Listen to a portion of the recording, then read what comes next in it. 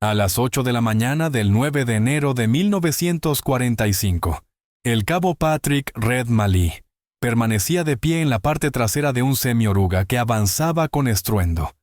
Entornaba los ojos frente a un muro de vegetación verde que se extendía sin fin por toda la isla de Luzón. El calor ya resultaba insoportable. Era una manta húmeda y asfixiante que oprimía el pecho y dificultaba la respiración. Ali era artillero del Comando Antiaéreo del Ejército de los Estados Unidos. En teoría, no debería haber estado allí.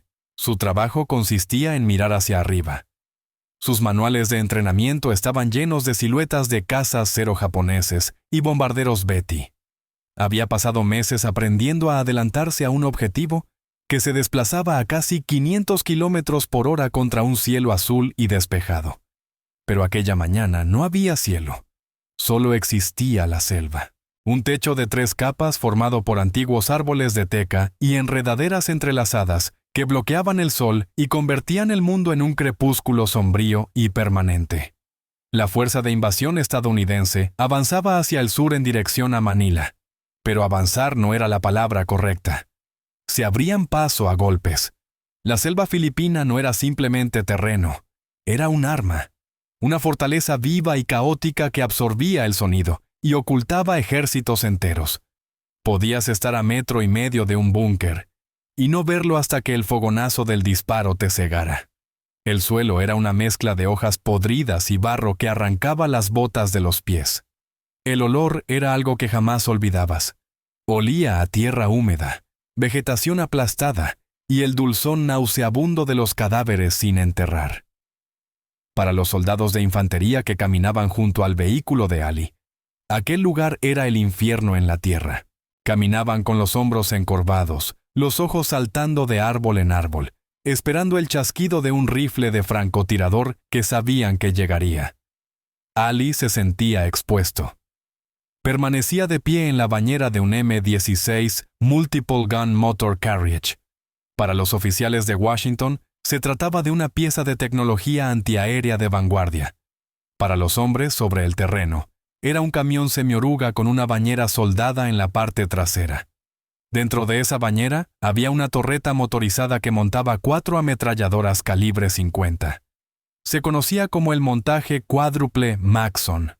Era una bestia de sistema de armas. Un artilugio pesado, accionado eléctricamente, que podía girar 360 grados en segundos.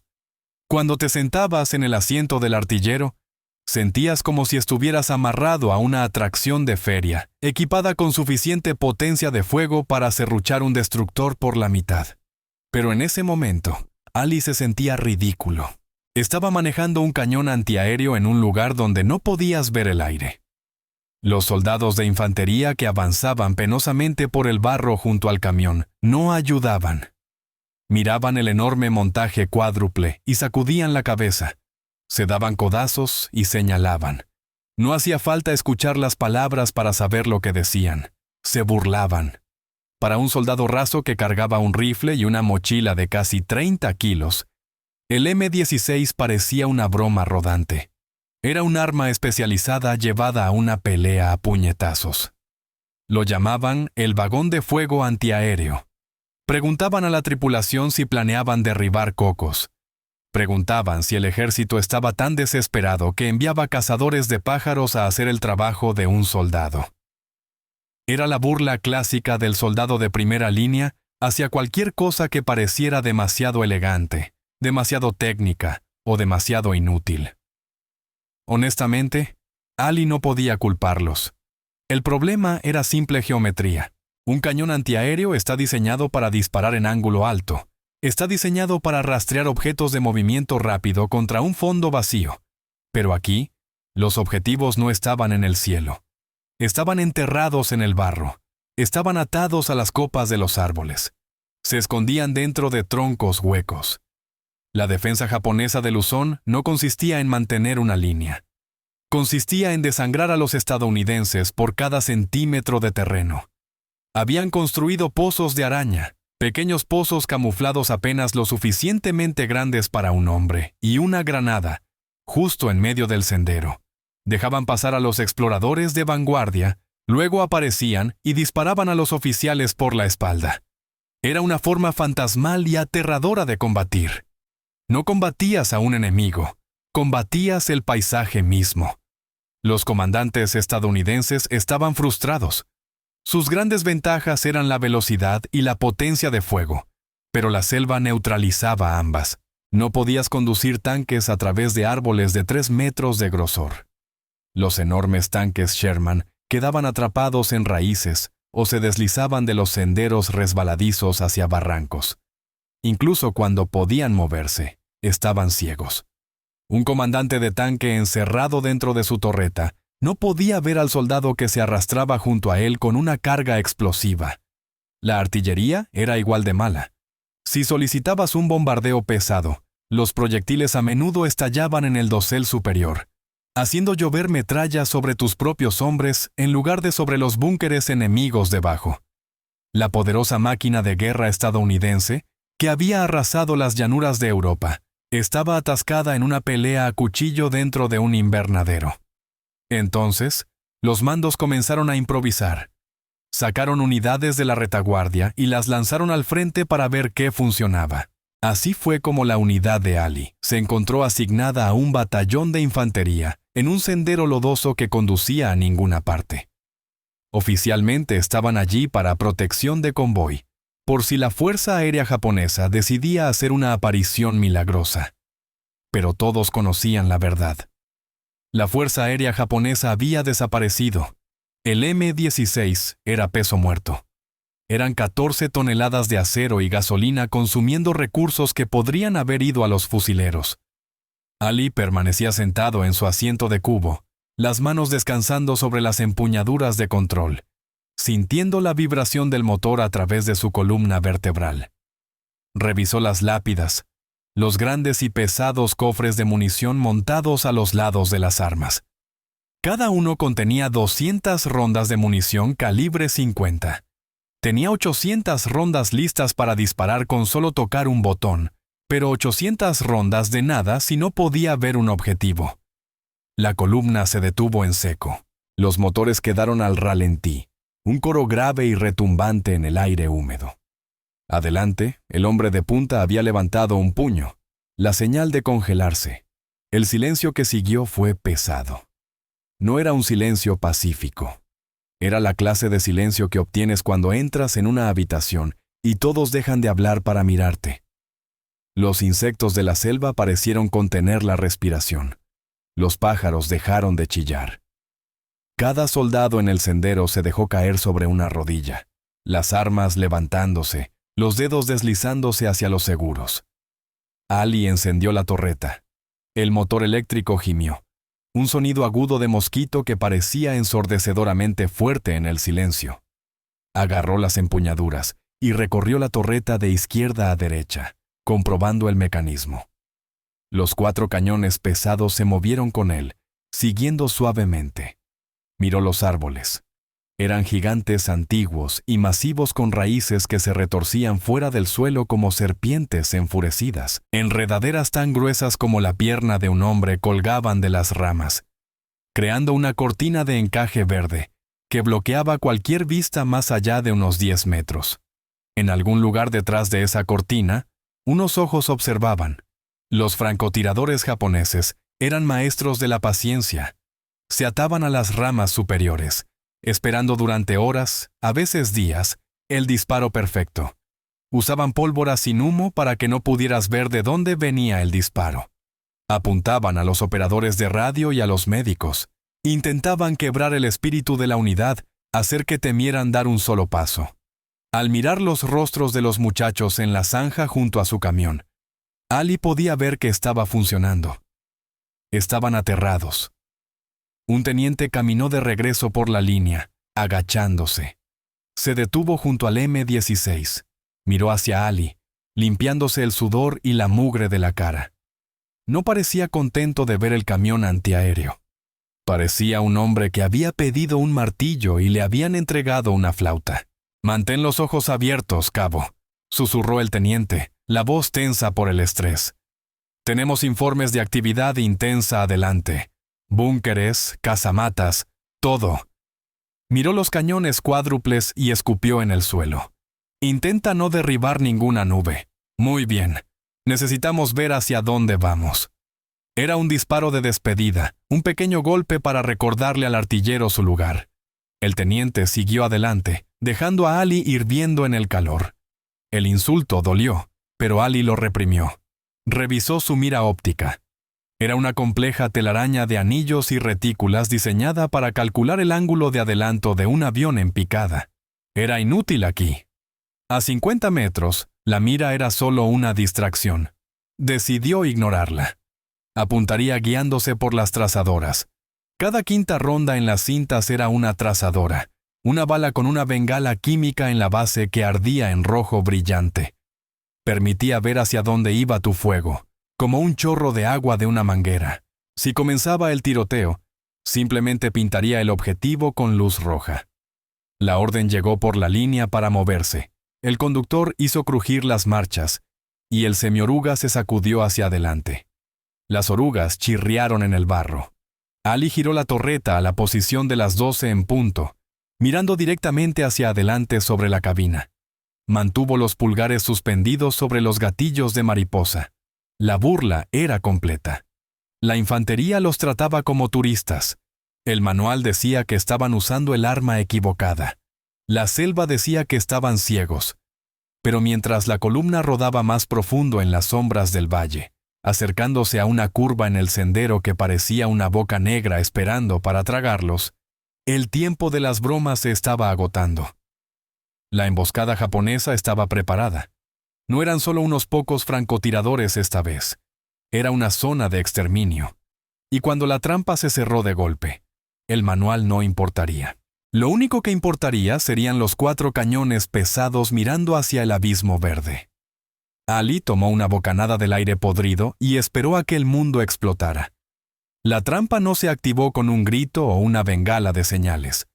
Comenzó con un solo clangor metálico. El semioruga de vanguardia en la columna, un vehículo cargado con municiones y suministros, se sacudió violentamente hacia la izquierda. Una mina antitanque japonesa enterrada profundamente bajo el barro y cubierta con hojas de plátano había detonado bajo la rueda delantera. La explosión fue amortiguada por la tierra húmeda. Un golpe sordo y pesado que levantó el camión de 5 toneladas en el aire, como un juguete de niño. Se estrelló de vuelta sobre su costado, bloqueando el sendero completamente. Antes de que el eco de la explosión se desvaneciera, la selva explotó. Era una emboscada coordinada de 3 lados. Los japoneses habían estado esperando que la columna entrara en la zona de exterminio. Una depresión en el suelo del valle donde los árboles crecían tan espesos que formaban un muro sólido en ambos lados del camino. Desde la izquierda, el parloteo de ametralladoras ligeras Nambu estalló desde los sistemas de raíces de los árboles gigantes de teca. Desde la derecha, el golpeteo más pesado y lento de una ametralladora pesada tipo 92, pájaro carpintero, comenzó a desgarrar la piel blanda de los camiones estadounidenses, y desde arriba, los francotiradores atados al dosel abrieron fuego. Los soldados de infantería estadounidenses que habían estado caminando junto a los vehículos fueron abatidos en los primeros segundos. Se lanzaron a las zanjas lodosas, buscando refugio que no existía. El aire se llenó instantáneamente con el chasquido de balas supersónicas pasando a centímetros por encima. Era el caos. Los hombres gritaban. Las radios crepitaban estática y los oficiales intentaban gritar órdenes sobre el rugido del fuego enemigo. La columna estaba atrapada. No podían avanzar por el vehículo en llamas. No podían retroceder porque el sendero era demasiado estrecho. Eran blancos fijos en una galería de tiro. El cabo Ali fue arrojado contra la pared de acero de su torreta por la fuerza de la parada repentina. Se apresuró a regresar a su asiento, el corazón golpeando contra las costillas como un pájaro atrapado. Agarró las empuñaduras de control y giró la torreta hacia la izquierda. Buscó un objetivo.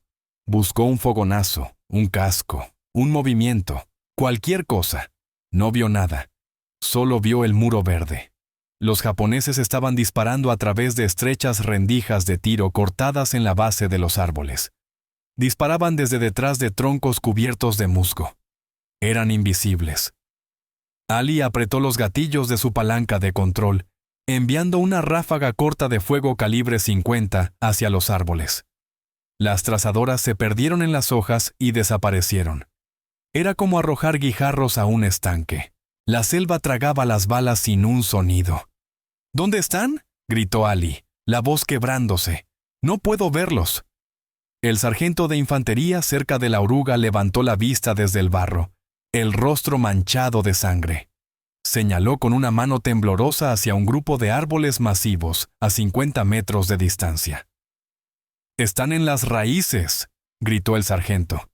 «Están atrincherados bajo los árboles. No podemos alcanzarlos». Ali recorrió el arma hacia los árboles. Podía ver los fogonazos ahora, titilando como luciérnagas enfurecidas en las raíces oscuras. Pero las raíces eran gruesas, madera antigua tan dura como el concreto. Las balas de rifle de la infantería simplemente se incrustaban en la madera. Los japoneses estaban seguros dentro de sus búnkeres de madera, despedazando a los estadounidenses a su gusto. Ali sintió una oleada de impotencia que rápidamente se convirtió en rabia. Esta era la burla alcanzando su punto máximo. Estaba sentado en el sistema de armas más poderoso de la columna, una máquina capaz de destrozar un avión hecho de aluminio y acero, y era inútil. Era un espectador de una masacre. El manual decía disparar en ráfagas cortas y controladas para conservar munición y evitar que los cañones se sobrecalentaran. El manual decía identificar el objetivo antes de disparar. El manual decía que el cuádruple 50 era un instrumento de precisión. Ali miró los cuerpos de los muchachos estadounidenses amontonándose en la zanja. Miró la arrogancia del enemigo invisible. Decidió al diablo con el manual. Miró la selva de manera diferente ahora. Dejó de buscar a los hombres escondidos en los árboles. Miró los árboles mismos. Si el enemigo quería usar la selva como escudo, no intentaría disparar alrededor del escudo. Destruiría el escudo. Desbloqueó los engranajes de elevación. Bajó el pesado montaje cuádruple hasta que los cañones estaban casi horizontales. No apuntaba a un punto específico. Apuntaba a una zona. Apuntaba al código postal entero. Quitó las cubiertas de seguridad de los gatillos de mariposa. No los presionó ligeramente. Los sujetó con los pulgares y los mantuvo ahí. El sonido de un montaje cuádruple Maxon disparando no es un sonido de ametralladora, es un desastre natural.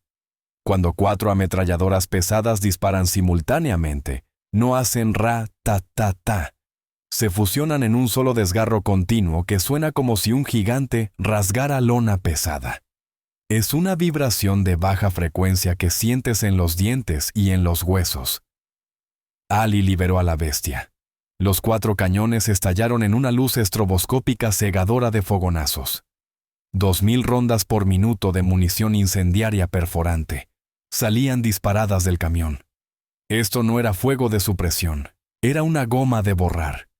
La corriente de plomo golpeó la línea de árboles. El efecto fue inmediato y aterrador. La ronda calibre 50 es un proyectil masivo. No solo hace un agujero, aplasta. Cuando miles de ellas golpean un árbol en segundos, actúan como una motosierra. El primer árbol, una caoba de 30 centímetros de grosor, no se astilló simplemente. Fue cortado por la mitad. El tronco explotó en una nube de acerrín húmedo y astillas de madera. La mitad superior del árbol, pesando toneladas, se desprendió y se estrelló en el suelo de la selva, aplastando el sotobosque debajo. Ali no se detuvo. Giró la torreta lentamente de izquierda a derecha, paseando el fuego como un hombre regando un césped. Estaba usando la técnica del picador de carne.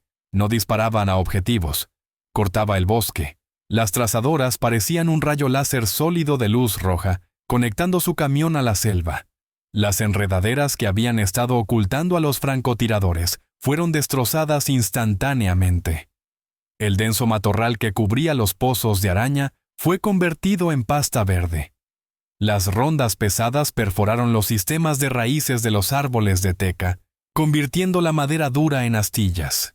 Los búnkeres japoneses, que eran inexpugnables al fuego de rifle, de repente estaban siendo desmontados de afuera hacia adentro. Los troncos de madera que protegían los nidos de ametralladoras se desintegraron. La tierra que cubría las trincheras fue removida como si un arado hubiera pasado por ella. El fuego japonés comenzó a flaquear. No era porque estuvieran retrocediendo, era porque su mundo se estaba derrumbando. Los francotiradores en las ramas altas no solo recibieron disparos, sus perchas fueron cortadas debajo de ellos. Los hombres cayeron 25 metros al suelo cuando las ramas a las que estaban atados fueron aserradas por la corriente de plomo. Los ametralladores en las raíces quedaron repentinamente expuestos cuando la madera que los protegía desapareció. La selva, que había sido su mayor aliado, estaba siendo despojada capa por capa. El infierno verde se estaba convirtiendo en un estacionamiento. Ali mantuvo los gatillos presionados. La vibración era violenta, sacudiendo todo su cuerpo. Los casquillos vacíos salían disparados de las expulsiones en una cascada dorada, amontonándose en el piso de la bañera hasta cubrir sus tobillos. El aire se llenó del olor a pólvora quemada y el penetrante aroma a pino de la savia pulverizada. Estaba gritando, pero no podía escucharse sobre el rugido de las armas. Observó cómo una sección masiva de enredaderas colapsaba, revelando un equipo de ametralladora Nambu oculto. Levantaron la vista, aturdidos, su camuflaje desaparecido. Ali cambió el fuego una fracción de centímetro. El equipo desapareció en una neblina de rojo y verde. La infantería estadounidense en la zanja dejó de disparar. Simplemente observaron. Nunca habían visto nada así. Observaron cómo el M-16 convertía la densa selva impenetrable en un claro. Observaron cómo los árboles caían como fichas de dominó.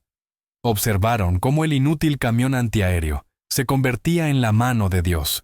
Un grito comenzó a elevarse desde el barro, un sonido irregular y desesperado de reivindicación. «¡Dale duro, Red!», gritó alguien. «¡Córtalos!». La psicología de la batalla cambió en un instante.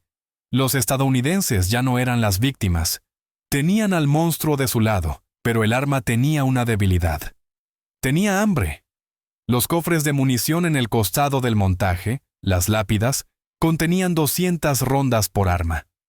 A la velocidad a la que Ali estaba disparando, eso le daba menos de 30 segundos de fuego continuo antes de quedarse seco. Las armas de repente esputearon y murieron. El rugido fue reemplazado por el chirrido agudo de los motores eléctricos, girando en vacío. «¡Recarga!», gritó Ali, la voz áspera. Los dos cargadores, agachados en la bañera con él, se apresuraron a abrir las tapas de los botes de munición frescos. Se movían rápido, las manos resbaladizas de sudor y aceite. Pero recargar 4 ametralladoras pesadas lleva tiempo. Tienes que alimentar las cintas pesadas en los conductos, accionar las palancas de carga y cerrar las cubiertas. En ese silencio, los japoneses se recuperaron. Estaban maltrechos, estaban en shock, pero no estaban muertos. Los sobrevivientes se dieron cuenta de que el dragón estaba dormido y se dieron cuenta de que el semioruga era lo único que impedía que masacraran la columna. Un oficial japonés sopló un silbato. La orden era clara: maten al camión. Ignoren a la infantería. Concentren cada arma en el M-16. El fuego que regresó hacia Ali fue intenso. Las balas chisporroteaban contra la delgada armadura de la bañera del arma. Una ronda Nambu perforó la placa de acero y pasó silbando junto a la oreja de Ali, golpeando la radio detrás de él. La bañera no era una torreta de tanque. Estaba abierta por arriba. Estaba diseñada para proteger contra metralla, no contra fuego directo de ametralladora a corta distancia. Ali se agachó bajo, agazapándose detrás de la mira del arma, rezando para que los cargadores se apresuraran. «¡Vamos, vamos!», gritó. Podía escuchar el pesado tum-tum-tum de la ametralladora pesada japonesa encontrando su alcance. Estaba caminando su fuego hacia ellos. Entonces surgió una nueva amenaza. Desde la línea de cresta sobre el sitio de la emboscada, apareció una bocanada de humo gris, Un segundo después, una ronda de mortero aterrizó a 10 metros del semioruga, lanzando una fuente de barro y roca al aire. Los japoneses tenían morteros apuntados a la carretera. Estaban delimitando el camión. La siguiente ronda estaría más cerca.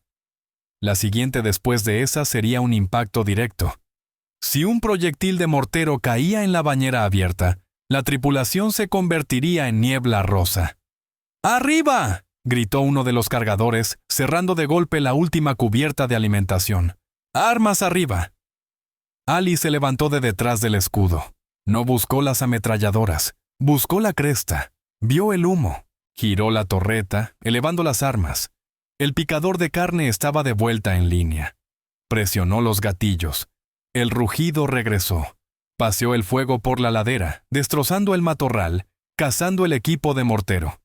Estaba jugando un juego mortal de golpea al topo, intentando suprimir a un enemigo que no podía ver completamente, sabiendo que si dejaba de disparar por un segundo, el fuego de respuesta los abrumaría. Pero la escalada no había terminado. Mientras Ali martilleaba la cresta, un soldado en la zanja señaló frenéticamente por el camino. ¡Tanque!, gritó. ¡Tanque! Emergiendo del humo y el follaje arruinado alrededor de la curva, había una forma que heló la sangre de Ali. No era un tanque grande, era un tipo 95 Hago, un tanque ligero con un cañón de 37 milímetros, pero contra un semioruga con armadura delgada como papel. Era un gigante. Avanzó traqueteando sobre los escombros, su torreta girando hacia Ali. Las ametralladoras calibre 50 podían serruchar árboles y matar hombres. ¿Pero podían detener un tanque? Ali no lo sabía. El manual no decía nada sobre enfrentarse a tanques. Giró la torreta alrededor, trayendo los 4 cañones humeantes para apuntar al monstruo de acero que cargaba directamente hacia él. El duelo entre el semioruga y el tanque era una pelea que no debería haber ocurrido.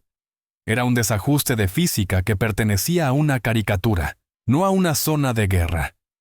En un lado estaba el tipo 95 Hago, una caja de acero sobre orugas que portaba un cañón de 37 milímetros y 2 ametralladoras pesadas. Estaba diseñado para resistir el fuego de armas pequeñas y aplastar infantería bajo sus orugas. En el otro lado estaba un camión de reparto glorificado con una bañera atornillada a la parte trasera, protegido por armadura tan delgada que podrías abollarla con un mazo. Si el comandante del tanque japonés aterrizaba un solo proyectil de alto explosivo dentro del compartimento de combate de Ali, la pelea terminaría instantáneamente. No habría heridos. Solo habría una mancha roja húmeda y algo de metal retorcido. Pero el comandante japonés había cometido un error fatal. Había traído un arma de disparo único a una pelea de ametralladoras. Ali no esperó a que el tanque estabilizara su puntería. No revisó sus miras. Simplemente pisó el pedal del piso y desató toda la furia del montaje cuádruple. Las ametralladoras calibre 50 rugieron a la vida, enviando un muro sólido de acero encamisado en cobre, golpeando el frente del tanque. La distancia era menos de 60 metros. A ese alcance, la energía cinética de las rondas era aterradora. Golpearon la armadura del tanque con la fuerza de un martillo neumático. Chispas brotaron del casco de acero en una lluvia cegadora. Parecía como si alguien hubiera sostenido una amoladora gigante contra el metal. Las balas no penetraron la parte más gruesa de la armadura frontal, pero no tenían que hacerlo. Solo tenían que crear caos. El efecto dentro del tanque japonés debe haber sido como estar dentro de una campana de iglesia que estaba siendo golpeada con un mazo. El estruendo ensordecedor de los impactos habría sido lo suficientemente fuerte como para hacer sangrar los oídos de la tripulación. La descamación, diminutas escamas de metal volando del interior de la armadura por las ondas de choque, habría convertido el interior en una caja de metralla. Pero el problema más inmediato para la tripulación del tanque era la visibilidad. La tormenta de trazadoras y chispas golpeando las rendijas de visión los cegó por completo. El conductor no podía ver el camino. El artillero no podía ver el objetivo. Estaban recibiendo fuego de una manguera contra incendios hecha de plomo y estaban retrocediendo. pero el tanque todavía no estaba muerto. Ciego o no, el artillero apretó el gatillo. El cañón de 37 milímetros disparó. El fogonazo fue tragado por el humo, pero el proyectil pasó gritando junto a la cabeza de Ali, con un sonido como seda rasgándose. Falló la torreta por centímetros, la onda de choque abofeteando a Ali en la cara con una ráfaga de aire caliente. El proyectil se estrelló contra un árbol detrás del semioruga, volando el tronco en una lluvia de astillas. Era una advertencia de la parca.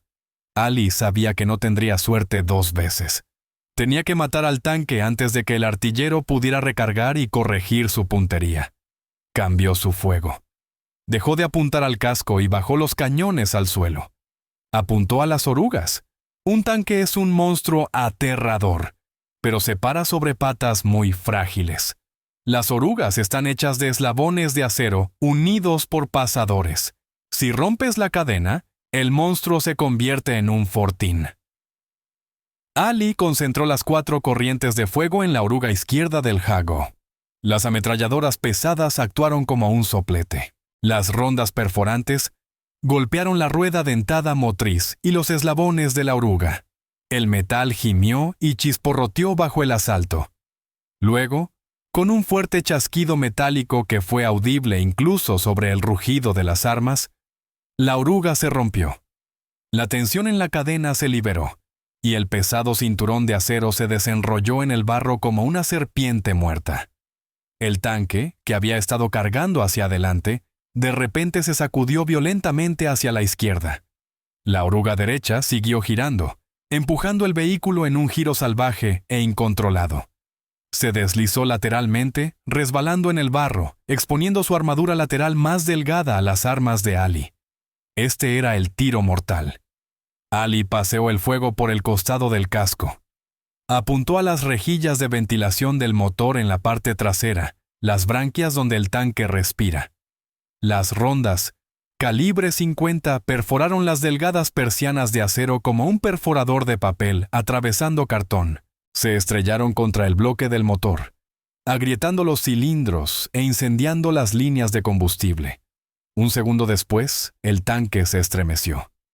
Grueso humo negro y aceitoso comenzó a salir de la cubierta del motor. Luego vino el fuego. No fue un parpadeo. Fue un estallido de ignición cuando el tanque de gasolina explotó. Las llamas se asomaron por las rejillas. El tanque se detuvo, ardiendo desde adentro hacia afuera. Las escotillas se abrieron de golpe cuando la tripulación intentó salir del horno. Ali no dejó de disparar. Era brutal, frío y necesario. Los soldados japoneses que salían del vehículo en llamas fueron abatidos antes de que sus botas tocaran el barro. La burla había terminado. El vagón de fuego antiaéreo acababa de matar un tanque, pero no había tiempo para celebrar.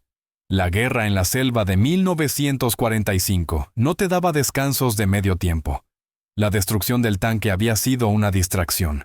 Mientras Ali había estado concentrado en el duelo, la infantería japonesa se había estado moviendo. Habían usado el ruido y el humo para arrastrarse más cerca, deslizándose a través del barro como cocodrilos. Ahora estaban al alcance de las granadas. La emboscada había cambiado de un tiroteo a larga distancia a una pelea a corta distancia. El aire se llenó con el estallido de rifles Arisaka y los gritos de la carga Banzai. Venían por el camión. Sabían que si podían matar al artillero, la columna moriría. Ali giró la torreta de regreso hacia la línea de árboles. Estaba sudando tanto que sus manos resbalaban en las empuñaduras de control. Presionó los gatillos, pero algo andaba mal. La cadencia de fuego se había ralentizado. El rugido estaba perdiendo sus dientes. Las armas estaban tosiendo. Miró los cañones. Ya no eran negros, estaban brillando. Un color rojo cereza apagado y enojado se arrastraba por los tubos de acero desde la recámara hasta la boca. El humo salía del metal en gruesas olas grises. Había empujado el arma más allá de su límite. El acero se estaba ablandando. El estriado dentro de los cañones estaba siendo arrancado y las balas comenzaban a tambalearse. Si seguía disparando, los cañones se deformarían o una ronda se cocinaría en la recámara y haría explotar el receptor en su cara. ¡Cañones!, gritó Ali. ¡Cambien los cañones! Era la orden que toda tripulación de ametralladora temía en medio de una pelea. Cambiar los cañones en un montaje cuádruple no era como cambiar un cargador en un rifle. Era una cirugía mecánica que tenía que realizarse mientras la gente te disparaba. Los cargadores agarraron los pesados guantes de asbesto, grandes guantes torpes que parecían manoplas de horno para gigantes. Saltaron a los montajes de las armas. Estaban completamente expuestos. Las balas repiqueteaban en el escudo del arma y en el montaje mismo, chisporroteando a su alrededor. El proceso era agonizante. Tenías que desbloquear el pestillo del cañón, agarrar el tubo de acero al rojo vivo, girarlo y sacarlo. Un cañón calibre 50 pesa casi 14 kilos. Cuando está al rojo vivo, irradia suficiente calor como para hacer ampollas en la piel desde centímetros de distancia. Los cargadores lucharon con el metal abrasador. Uno de ellos gritó cuando su brazo rozó el receptor caliente, chamuscando su uniforme y la piel debajo. Lo ignoró. Arrancó el cañón arruinado y lo arrojó al piso de la bañera donde siseó en el charco de agua lodosa y casquillos gastados. El vapor se elevó, cegándolos por un segundo. «¡Acero fresco!». «¡Denme acero fresco!», gritó Ali, explorando la selva con su propio rifle mientras las armas estaban inactivas. Vio formas moviéndose en el humo. Los japoneses estaban asaltando el camión. Una granada aterrizó cerca de las orugas, explotando en una lluvia de barro. Estaban a segundos de ser invadidos. Los cargadores agarraron los cañones de repuesto del bastidor. Estos estaban fríos, cubiertos de aceite. Los metieron de golpe en los receptores. El aceite humeó instantáneamente al tocar los receptores calientes. Giraron los cañones para trabarlos. Cerraron los pestillos de golpe. Accionaron las palancas de carga. ¡Arriba! ¡Armas arriba!, chilló el cargador, zambulléndose de regreso al fondo de la bañera para ponerse a salvo. Ali soltó su rifle y agarró las empuñaduras de pala. No tenía tiempo para apuntar. Vio un muro de uniformes marrones emergiendo de la línea de árboles destrozada a menos de 30 metros. Era una carga suicida. Docenas de hombres con bayonetas caladas, gritando, corriendo directamente hacia los dientes del arma. Ali aplastó los gatillos. Los cañones frescos rugieron con un crujido de alta velocidad nítido. La diferencia fue instantánea. La precisión regresó. Este era el picador de carne en su forma más pura. A este alcance, las ametralladoras pesadas no solo mataban, desarmaban. La primera fila de la carga japonesa simplemente dejó de existir. La pura energía cinética de 4 rondas pesadas golpeando un cuerpo humano simultáneamente es horrífica. Levantó a los hombres de sus pies y los arrojó hacia atrás. Atravesó los cuerpos y golpeó a los hombres detrás de ellos. Ali barrió las armas de izquierda a derecha en un amplio arco, creando una guadaña de plomo que se mantenía a la altura de la cintura. Estaba construyendo un muro que ninguna cosa viviente podía atravesar. El ruido era abrumador. Era una presión física que martilleaba contra el pecho. La selva frente al camión estaba siendo convertida en un amasijo de barro, madera y carne. Ali estaba gritando, un alarido primario y sin palabras de desafío. Sus ojos estaban fijos en las trazadoras. Vio a un oficial japonés con una espada llegar a 10 metros del camión. El hombre levantó la hoja, su rostro una máscara de furia. Ali no pestañeó. Paseó el fuego sobre el oficial. El hombre se desvaneció en una niebla roja. La espada voló por el aire, girando de punta a punta, y aterrizó en el barro junto a la oruga. La carga se rompió. No retrocedió. Se evaporó. Los sobrevivientes, dándose cuenta de que no podían correr a través de un muro de fuego calibre 50, se lanzaron en busca de cobertura, pero no quedaba cobertura. Ali la había borrado toda en la primera parte de la pelea. Los troncos habían desaparecido. Los árboles eran tocones. Las enredaderas eran confeti. Los soldados japoneses yacían planos en el barro, completamente expuestos al martilleo implacable del montaje cuádruple. Ali bajó las armas. Comenzó a moler la tierra. Disparó al suelo donde se estaban escondiendo, levantando géiseres de tierra y roca. Estaba labrando el suelo con alto explosivo. La infantería estadounidense sobreviviente en las zanjas comenzó a unirse. Empoderados por el abrumador poder de fuego del semioruga, se levantaron y agregaron sus rifles al coro. El hechizo del infierno verde estaba roto. Los fantasmas invisibles en los árboles habían sido revelados como hombres mortales y ahora estaban muriendo. La emboscada se había convertido en una masacre. Los japoneses habían atrapado la columna, pero no habían contado con la violencia industrial del M-16. Habían traído valor y tácticas a una pelea contra una máquina que devoraba selvas para el desayuno. Ali revisó la munición. Las lápidas estaban escaseando de nuevo. El piso de la bañera estaba enterrado bajo 30 centímetros de casquillos. Estaba parado hasta las espinillas en oro. El calor que salía de las armas estaba quemándole la cara. Le dolían los brazos de luchar con la pesada torreta. Pero no se detuvo. No podía detenerse. Sabía que si aflojaba, aunque fuera por un segundo, la selva intentaría reclamarlos de nuevo. Mantuvo los gatillos presionados, disparando en ráfagas cortas y controladas ahora, cazando las sombras, asegurándose de que nada se moviera en la zona de exterminio. Finalmente, el fuego de respuesta cesó. El último rifle Arisaka cayó en silencio. La última ametralladora Nambu se apagó. El único sonido que quedó fue el golpeteo pesado y rítmico del cuádruple 50 y el gemido mecánico del motor de la torreta. Ali soltó los gatillos. El silencio que regresó al valle fue repentino y chocante. Resonaba en sus oídos. Un silbido agudo de tinnitus que ahogaba el mundo. Se quedó allí, agarrando las empuñaduras, el pecho jadeando. Miró el campo de batalla. Parecía que un desastre natural había tocado tierra. El camino era un páramo de madera astillada y barro removido. El tanque en llamas era un cairn funerario enviando una columna de humo negro al cielo gris. Miró hacia abajo a los soldados de infantería cerca del camión. Se estaban poniendo de pie lentamente, mirando la devastación con ojos amplios llenos de incredulidad. Miraron la selva arruinada. Miraron el tanque en llamas. Y luego miraron el vagón de fuego antiaéreo. Ya no se estaban riendo. Ya no hacían bromas sobre derribar cocos.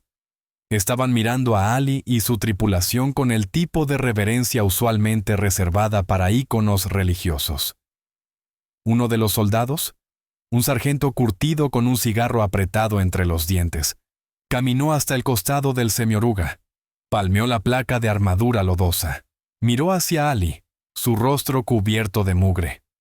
«Buen tiro, muchacho», dijo con voz ronca. «Puedes viajar con nosotros cuando quieras». El silencio que siguió a la batalla era más pesado que el ruido. Durante 20 minutos, el valle había sido una caldera de motores gritando, proyectiles explotando y el rugido desgarrador del montaje cuádruple. Ahora, el único sonido era el siseo de los cañones calientes, mientras el aceite de enfriamiento se hervía del acero. El cabo Ali permanecía en la bañera, las piernas temblándole por la descarga de adrenalina que siempre llega después de la supervivencia. Miró sus manos. Estaban cerradas en las empuñaduras de pala, los nudillos blancos, los dedos garras rígidas que se negaban a abrirse. Requirió un esfuerzo consciente, una orden de su cerebro a sus músculos para soltar la máquina que acababa de salvar sus vidas. Retrocedió, resbalando en la alfombra de casquillos que cubría el piso del semioruga. El olor era abrumador. Era una mezcla de pólvora quemada, humo de diésel y el aroma verde crudo de la vegetación pulverizada. Olía a un aserradero que se hubiera incendiado. El humo comenzó a disiparse, revelando la verdadera escala de la destrucción.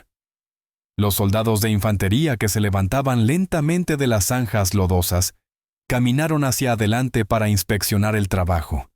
No hablaron, solo miraron. Frente al camión por una distancia de 200 metros, la selva simplemente había desaparecido.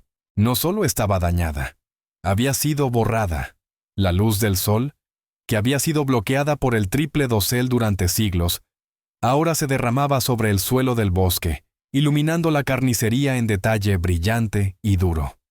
La posición japonesa era una ruina.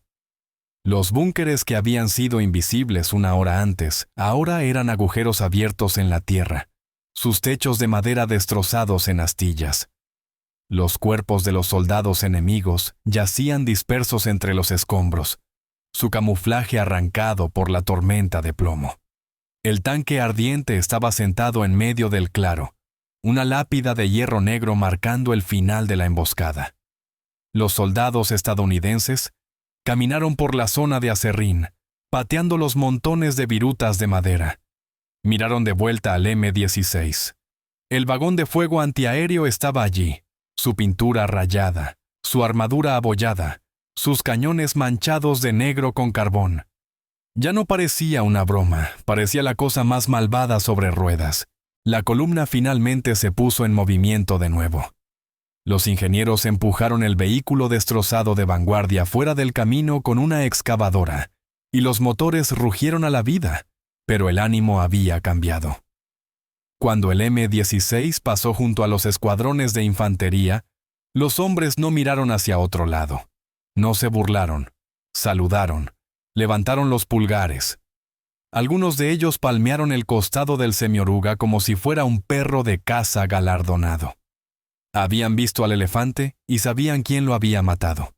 El apodo burlón vagón de fuego antiaéreo desapareció del vocabulario de la unidad ese día. Un nuevo nombre comenzó a circular, susurrado al principio, luego pronunciado con respeto sombrío alrededor de las fogatas. Lo llamaron el picador de carne. El informe de la emboscada subió por la cadena de mando.